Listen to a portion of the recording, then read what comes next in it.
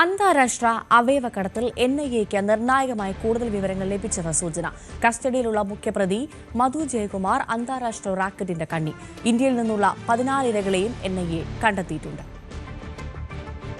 Iran കേന്ദ്രീകരിച്ച് പ്രവർത്തിക്കുന്ന അന്താരാഷ്ട്ര റാക്കറ്റിന്റെ മുഖ്യ കണ്ണിയായ മധു ജയകുമാറിൽ നിന്ന് കൂടുതൽ വിവരങ്ങൾ തേടുകയാണ് NIA. മനുഷ്യക്കടത്തിന് വിധേയരായ 14 ഇന്ത്യക്കാരെയും NIA കണ്ടെത്തിയിട്ടുണ്ട്.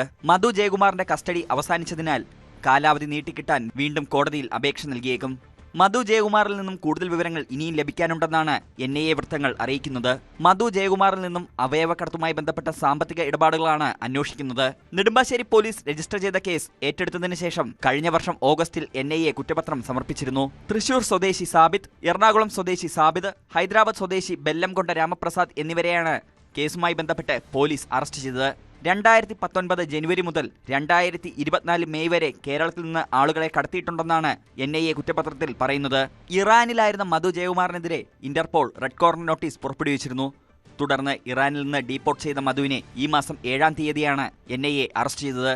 കോടതിയിൽ ഹാജരാക്കിയ ഇയാളെ ഈ മാസം 19 വരെ NIA കസ്റ്റഡിയിൽ വിട്ടു. തുടർന്ന് നടന്ന ചോദ്യം ചെയ്യലിലാണ് നിർണായക വിവരങ്ങൾ പുറത്തുവന്നത്.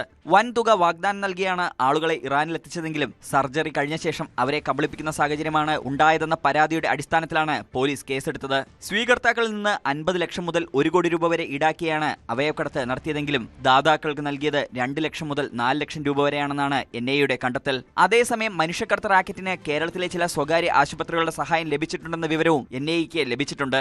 ഇതിന്റെ അടിസ്ഥാനത്തിൽ കൊച്ചിയിലെ ചില സ്വകാര്യ ആശുപത്രികൾ കേന്ദ്രീകരിച്ച് NIA അന്വേഷണം തുടങ്ങിയിട്ടുണ്ട്.